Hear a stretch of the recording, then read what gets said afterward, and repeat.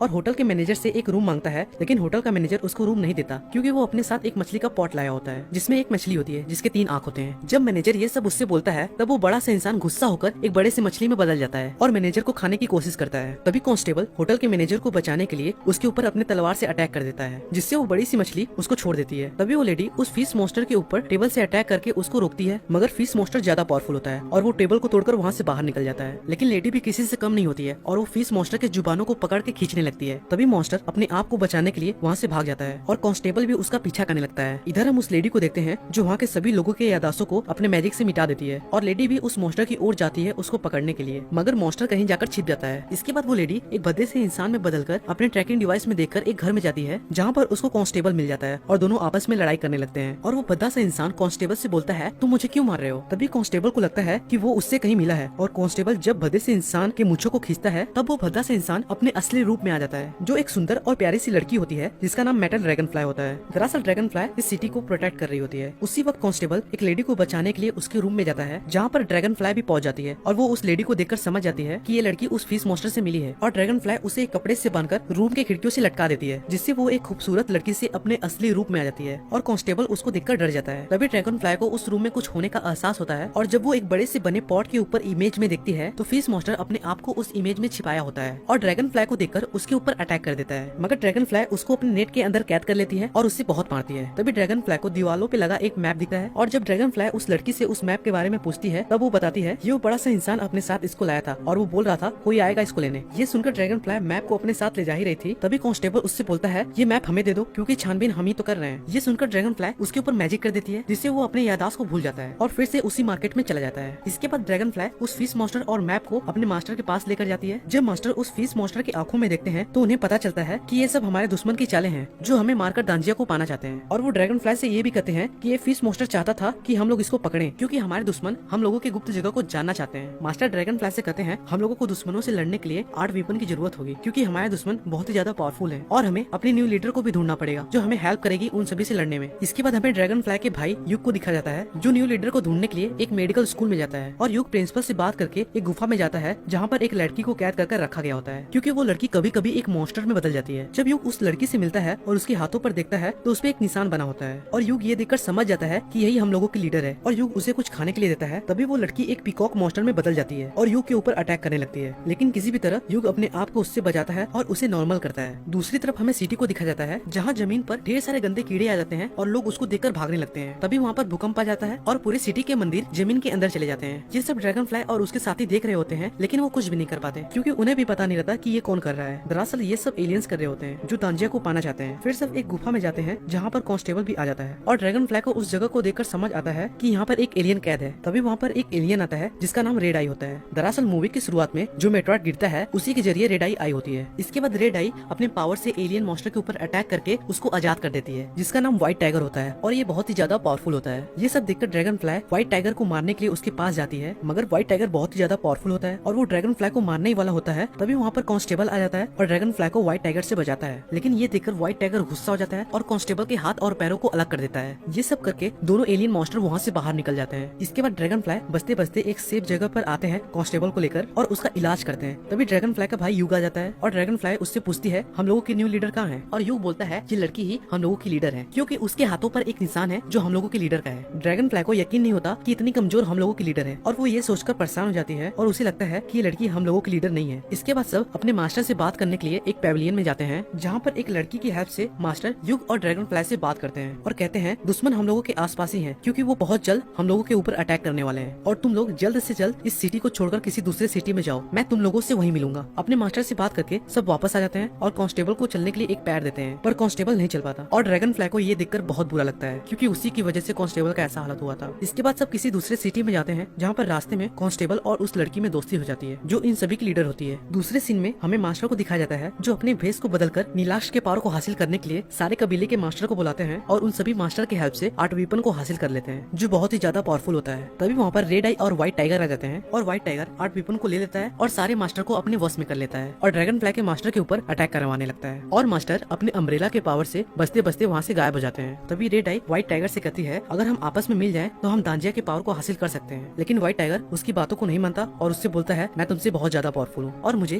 किसी की भी जरूरत नहीं है, मैं अकेले दांजिया को पा सकता हूँ। दूसरी तरफ हमें ड्रैगन फ्लाई और उसके सारे साथियों को दिखाया जाता है जो आराम करने के लिए एक गुफा में जाते हैं, जहाँ पे ड्रैगन फ्लाई उस लड़की की बहुत बुराइयां करती है, लेकिन वो लड़की ड्रैगन फ्लाई की सारी बातें सुन लेती है। तभी गुफा के अंदर कुछ हलचल होता है और वो लड़की एक पीकॉक मॉन्स्टर में बदल जाती है और युग उसको कंट्रोल करने के लिए जाता है, लेकिन पीकॉक मॉन्स्टर उसके ऊपर अटैक कर देती है। वो युग को मारने ही वाली थी, लेकिन किसी भी तरह युग उसको कंट्रोल कर लेता है, जिससे वो पीकॉक मॉन्स्टर नॉर्मल हो जाता है और एक लड़की में बदल जाता है। और अब ड्रैगन फ्लाई को भी यकीन हो जाता है कि ये लड़की हम लोगों की लीडर ही है। फिर सब सुबह एक सिटी में जाते हैं जहाँ पर कुछ खाने के लिए रुकते हैं और कांस्टेबल जाने से पहले उस लड़की से मिलता है, जहाँ पर वो कांस्टेबल के हाथ और पैरों को वापस से ठीक कर देती है और उसी वक्त उसकी तबीयत भी खराब हो जाती है, क्योंकि वो अपना कुछ पावर कांस्टेबल को डोनेट की होती है। दूसरी तरफ युग और उसके सारे साथी खाना खा रहे होते हैं। तभी ड्रैगन फ्लाई को ट्रैकिंग डिवाइस से पता चलता है कि कोई दुश्मन उसकी तरफ आ रहा है, लेकिन वो रिंग मास्टर होता है जो व्हाइट टाइगर के वश में होता है और उन सभी के ऊपर अटैक करके उनको घायल कर देता है और ड्रैगन फ्लाई को भी घायल कर देता है। उसी टाइम कांस्टेबल अपने साथ उस लड़की को लेकर आता है और कांस्टेबल युग से बोलता है तुम इसको लेकर जाओ, मैं इसको देख रहा हूँ। लेकिन ड्रैगन फ्लाई रिंग मास्टर को रोकने के लिए जाती है। जब रिंग मास्टर उसके ऊपर अटैक करता है तभी कांस्टेबल ऊपर से वहाँ पर आ जाता है, जो रिंग मास्टर के रिंग को कंट्रोल कर लेता है। और कांस्टेबल को भी कुछ समझ में नहीं आ रहा था कि वो रिंग को कैसे कंट्रोल कर ले रहा है और कांस्टेबल रिंग मास्टर के ऊपर अटैक करके उसको मारकर खत्म कर देता है। लेकिन उसी वक्त वहाँ पर फायर मास्टर भी आ जाता है, लेकिन कांस्टेबल उसको भी कंट्रोल कर लेता है और अपने पावर से उसको मारकर खत्म कर देता है। और आप लोग सोच रहे होंगे कि कांस्टेबल के अंदर इतनी पावर आई कहाँ से। दरअसल जब वो लड़की कांस्टेबल को ठीक कर रही थी तो उसके अंदर उस लड़की का पावर आ जाता है, जिससे वो उन सारे मास्टर को मार देता है। दूसरी तरफ हमें मास्टर को दिखाया जाता है जो युग और ड्रैगन फ्लाई और उस लड़की को लेकर एक जंगल में जाते हैं और मास्टर ड्रैगन फ्लाई से कहते हैं ये हम लोगों की लीडर नहीं है, ये एक मॉन्स्टर है, जल्दी से इसको मार दो। तभी ड्रैगन फ्लाई को पता चल जाता है कि हम लोगों का मास्टर नहीं है, कोई बहरूपिया है और युग उसके ऊपर अटैक कर देता है। लेकिन वो इंसान अपने अंदर से एक वेव निकलता है जिससे युग दूर जाकर गिर जाता है। तभी वहाँ पे असली वाले मास्टर आ जाते हैं और बहरूपिया अपने असली रूप में आ जाता है जो डेथ मास्टर होता है और मास्टर उस लड़की को लेकर यानी उस न्यू लीडर को लेकर एक सेफ जगह पर ले जाते हैं। लेकिन तभी वहाँ पे वाटर मास्टर आ जाता है और डेथ मास्टर को मार देता है, क्योंकि इन सभी मास्टरों को व्हाइट टाइगर कंट्रोल कर रहा होता है और वाटर मास्टर ड्रैगन फ्लाई युग और मास्टर को अपने पानी वाले पावर से मारने ही वाला होता है। तभी ये देखकर न्यू लीडर अपने पावर से एक स्टिक की हेल्प से वाटर मास्टर के ऊपर अटैक करके उसको मार देती है। लेकिन वाटर मास्टर उन तीनों को मार दिया होता है, लेकिन न्यू लीडर ये देखकर अपने पावर से इन तीनों को फिर से जिंदा कर देती है। जब युग लीडर को देखता है तो उसकी बॉडी का रंग बदल गया होता है और वो ये देखकर उदास हो जाता है। जब युग न्यू लीडर के हाथों को पकड़ता है तभी उसको एक विजन आता है और वो पहले वाले लीडर से मिलता है और वो युग से कहते हैं कई सालों पहले जब मॉन्स्टर और एलियंस आए थे तब हमने दांजिया के पावर को यूज करके उनको मार दिया था और अपने पृथ्वी को बचाया था, लेकिन उसी वक्त हम लोगों का 8 वीपन चोरी हो गया। दरअसल 8 वीपन वही होता है जो रेड आई और व्हाइट टाइगर अपने साथ लिए होते हैं, जिसके हेल्प से वो दांजिया को पा सके।